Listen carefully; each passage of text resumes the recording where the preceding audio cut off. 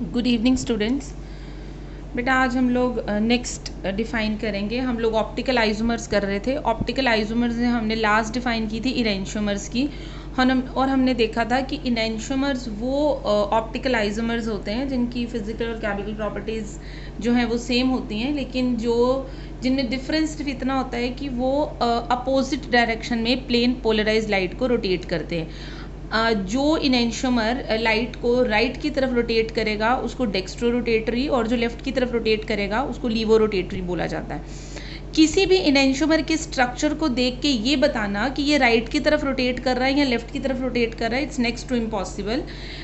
ये सिर्फ हम लोग किस बेसिस पे बता सकते हैं? ये हम सिर्फ एक्सपेरिमेंटल बेसिस पे बता सकते हैं, मतलब एक्सपेरिमेंट्स करके ही ये पता किया जा सकता है, एक्सपेरिमेंटली ही डिटर्मिन किया जा सकता है।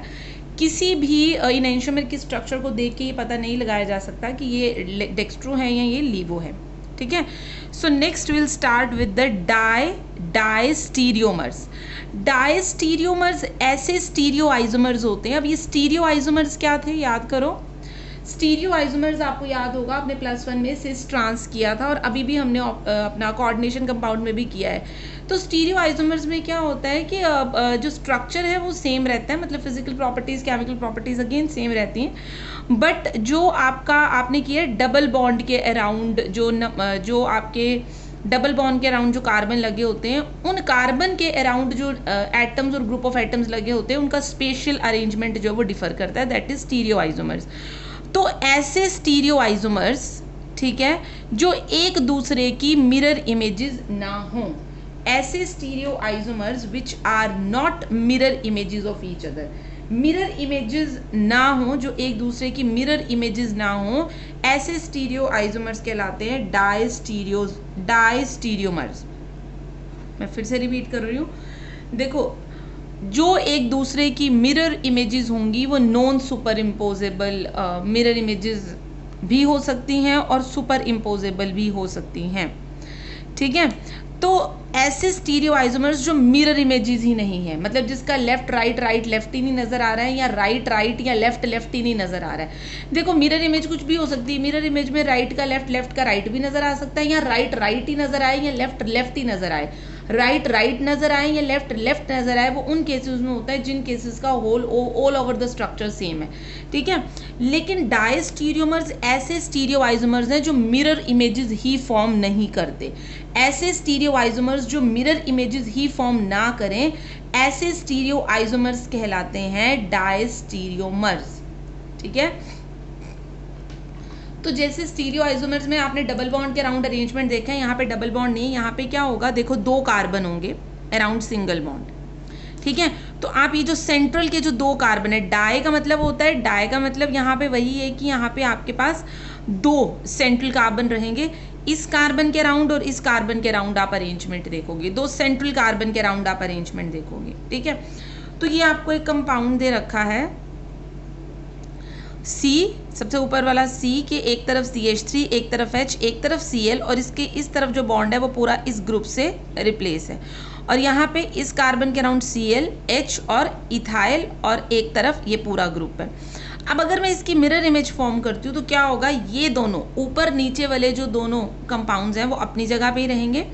जो लेफ्ट है, ये जो ऊपर Cl और नीचे H, ठीक है, और ये जो राइट है, ऊपर Cl और नीचे H, और जो लेफ्ट है, ऊपर H और नीचे Cl, ये लेफ्ट और राइट इंटर चेंज हो जाएंगे। ये वाला जो राइट है वो उधर चला जाएगा मिरर में, और जो राइट वाला वो इधर आ जाएगा। ठीक है। तो क्या बन जाएगा, ये वाली साइड उधर चलेगी तो ऊपर Cl और नीचे H आ गए, ये वाली साइड इस तरफ आ गई तो ऊपर H और नीचे Cl आ गए।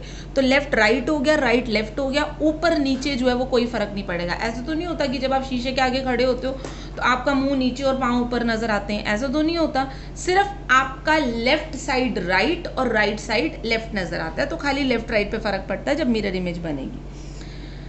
ठीक है। अब इसी कंपाउंड को, ये जो कंपाउंड है, इसी कंपाउंड को कुछ इस तरह से लिखा जाए। देखो, इस कंपाउंड में क्या है, 2 C हैं, 2 Cl हैं, 2 H हैं, एक CH3 है और एक C2H5 है। अगर इस कंपाउंड को कुछ इस तरह से लिखा जाए कि इस Cl को यहाँ लेके आ जाया जाए और इस H को यहाँ, तो कंपाउंड का जो ओवरऑल केमिकल फॉर्मूला है वो तो सेम रहेगा। देखो 2C 2C 2Cl 2Cl 2H 2H, एक CH3 एक CH3, एक C2H5 एक C2H5। लेकिन जब हम इस कंपाउंड को इस तरह से लिखते हैं तो इसका राइट,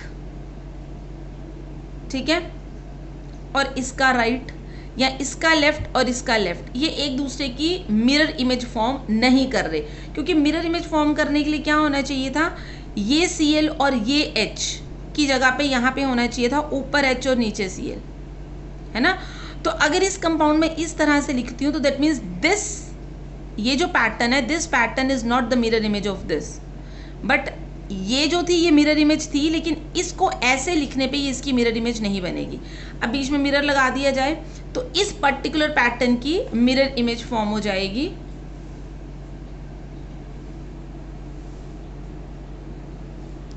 इस पर्टिकुलर पैटर्न की मिरर इमेज फॉर्म हो जाएगी। देखो ये वाली साइड इस तरफ आ गई और ये वाली साइड इस तरफ आ गई, तो ये इस कंपाउंड को इस पैटर्न से लिखने पे इस पैटर्न की ये मिरर इमेज है और इस पैटर्न की ये मिरर इमेज है। लेकिन ये दोनों इन दोनों की मिरर इमेज नहीं हो सकते और ये दोनों इन दोनों की मिरर इमेज नहीं हो सकते। तो हम कह सकते हैं कि स्ट्रक्चर 1 एंड स्ट्रक्चर 3 ये दोनों एक दूसरे की मिरर इमेज नहीं है, तो ये क्या हुए, डायस्टीरियोमर्स। इसी तरह से स्ट्रक्चर 2 एंड स्ट्रक्चर 4 ये भी एक दूसरे की मिरर इमेज नहीं है, तो ये भी क्या हुए, डायस्टीरियोमर्स। देखो स्ट्रक्चर 1 एंड स्ट्रक्चर 3 भी एक दूसरे की मिरर इमेज नहीं है। सिमिलरली स्ट्रक्चर 1 और स्ट्रक्चर 4 भी एक दूसरे की मिरर इमेज नहीं है। स्ट्रक्चर 2 स्ट्रक्चर 3 एक दूसरे की मिरर इमेज नहीं है। स्ट्रक्चर 2 स्ट्रक्चर 4 भी एक दूसरे की मिरर इमेज नहीं है। So we have 4 pairs of diastereomers here, 1 3 1 4 2 3 2 4, they are diastereomers, but structure 1 and 2 are non-superimposable mirror images of each other, so ये दोनों क्या हुए, एक दूसरे के enantiomers. Similarly structure 3 and structure 4 are the mirror image of non-superimposable mirror image, तो ये भी क्या हुए, enantiomers. लेकिन अगर इन चारों structures को mix कर दिया जाए तो we get 4 pair of diastereomers, 1 3 1 4 2 3 2 4. So diastereomers वो स्टीरियोआइसोमर्स होते हैं जो एक दूसरे की मिरर इमेज नहीं होते हैं। ठीक है, ये तो थे आपके पास डायस्टीरियोमर्स। उसके बाद हम अपनी नेक्स्ट डिफाइन करेंगे which are meso compounds. It's again very important. Meso compounds क्या होते हैं, ये वो कंपाउंड्स होते हैं जिनके पास कायरल कार्बन होते हुए भी, कायरल कार्बन या कायरल कंपाउंड्स वो होते हैं जो एक दूसरे की non super imposable mirror image होते हैं। तो इनके पास कायरल कंपाउंड्स होते हुए भी ये ऑप्टिकली इनएक्टिव होते हैं। ठीक है, मीजो कंपाउंड्स वो कंपाउंड्स होते हैं which do not show optical activity in spite of the presence of chiral carbon. तो वो मैं आपको एक एग्जाम्पल के थ्रू समझाती हूँ वो कैसे आपने देखना है। हम लोग यहाँ पे टार्टरिक एसिड का एग्जाम्पल लेंगे। तो टार्टरिक एसिड को हम इनेंशियोमर की फॉर्म में भी लिख सकते हैं, हम मीजो कंपाउंड की फॉर्म में भी लिख सकते हैं। तो मैं पहले आपको इसको मीजो कंपाउंड की फॉर्म में कैसे लिखेंगे वो बताती हूँ। टार्टरिक एसिड का फॉर्मूला क्या होता है, सबसे पहले टार्टरिक एसिड का फॉर्मूला होता है, टार्टरिक एसिड में 2 कार्बन 2 हाइड्रोजन 2 OH और 2 COOH ग्रुप होते हैं। देखो ऑर्गेनिक केमिस्ट्री में जहाँ भी आप एसिड वर्ड सुनो COH तो होगा ही। तो आपके पास 2 सेंट्रल कार्बन होते हैं जिसके ऊपर नीचे COOH लगा होता है। ठीक है, एक तरफ both of the carbon has 1 OH on each side and 1 H atom on another side. So this is your tartaric acid. ये मैंने मीजो फॉर्म में लिखा है। ठीक है, इसको हम ऐसे भी लिख सकते हैं, मतलब अगर मैं इसमें इसकी मिरर इमेज फॉर्म करूं, यहाँ पे मैं मिरर लगा दूं और इसकी मिरर इमेज फॉर्म करूं तो मैं इसको ऐसे भी लिख सकती हूँ।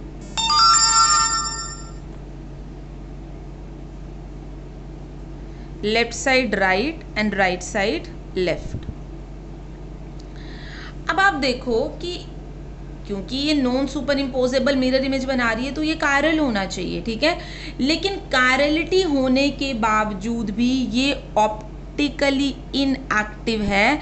ये कंपाउंड जिस फॉर्म में मैंने बनाया है इसकी ये फॉर्म जो है वो ऑप्टिकली इनएक्टिव है। मतलब इसको ऐसे बनाने पे या इसके एलिमेंट्स को या इसके ये जो ग्रुप ऑफ एलिमेंट्स हैं और जो लिगेंड्स हैं उनको इस तरह से अरेंज करने पे ये प्लेन पोलराइज लाइट को रोटेट नहीं करेंगे। ऐसा क्यों? ऐसा इसलिए क्योंकि कई बार कई कंपाउंड्स में प्लेन ऑफ सिमेट्री आ जाती है। देखो there is a plane of symmetry, ये 2 कार्बन है, इनके बीच में ये प्लेन ऑफ सिमेट्री, देखो ऊपर नीचे सेम प्लेन है, सी के इस तरफ OH OH H H COH COH। ये प्लेन ऑफ सिमेट्री की वजह से ये कार्बन इस नीचे वाले प्लेन को ऑप्टिकली इनएक्टिव कर रहा है और ये वाला जो कार्बन या जो मतलब इसका जो ये वाला पार्ट है वो ऊपर वाले पार्ट को ऑप्टिकली इनएक्टिव कर रहा है। कहने का मतलब है कि जो मीजो कंपाउंड्स होते हैं ना उनमें 2 पार्ट्स रहते हैं, अपर एंड लोअर, और ये दोनों पार्ट्स जो हैं ये बिल्कुल इक्वल होते हैं। मतलब upper part is exactly the mirror image of the lower part, ठीक है, या lower half part is a mirror image of upper half part. So meso compounds are optically inactive due to their internal composition, क्योंकि अगर हम इसकी rotation करते हैं तो ये क्या करते हैं, एक हाफ पार्ट दूसरे हाफ पार्ट को कैंसल आउट कर देता है, ठीक है। Basically rotation caused by upper half part is cancelled by the rotation caused by lower half part. मतलब अपर हाफ पार्ट अगर इसका कह लो कि क्लॉकवाइज डायरेक्शन में मूव करेगा तो lower half part anti clockwise direction में, क्योंकि दोनों सेम है तो दोनों की रोटेशन सेम होगी अपोजिट डायरेक्शन में, सो दे कैंसिल ईच अदर्स रोटेशन, ठीक है। तो बेसिकली मीजो कंपाउंड्स में अपर और लोअर जो हाफ पार्ट्स होते हैं वो बिल्कुल सेम होते हैं। अपर हाफ पार्ट और द लोअर हाफ पार्ट कुछ भी कह लो, we can say that the lower half part is exactly the mirror image of the upper half part, so the rotation of upper half part will be cancelled by the rotation of lower half part, जिसकी वजह से ये बिल्कुल optically inactive हो जाते हैं। Similarly अगर हम इसको इस फॉर्म में लिखते हैं ये भी ऑप्टिकली इनएक्टिव है क्योंकि ऊपर वाला प्लेन और नीचे वाला प्लेन जो है वो बिल्कुल सेम है। सो इस तरह से हम कह सकते हैं कि मीजो कंपाउंड्स में क्योंकि प्लेन ऑफ सिमेट्री होती है, meso compounds have plane of symmetry, so the lower and the upper half part cancels each other rotation, ठीक है। तो आप खाली टार्टरिक एसिड को मीजो फॉर्म में नहीं लिख सकते हो, आप इसको डेक्स्ट्रो और लीवो फॉर्म में भी लिख सकते हो, और जब आप इसको डेक्स्ट्रो और लीवो फॉर्म में लिखते हो तब ये ऑप्टिकली एक्टिव होते हैं, ठीक है। तो अब हम उस फॉर्म में इसको लिखने की कोशिश करेंगे।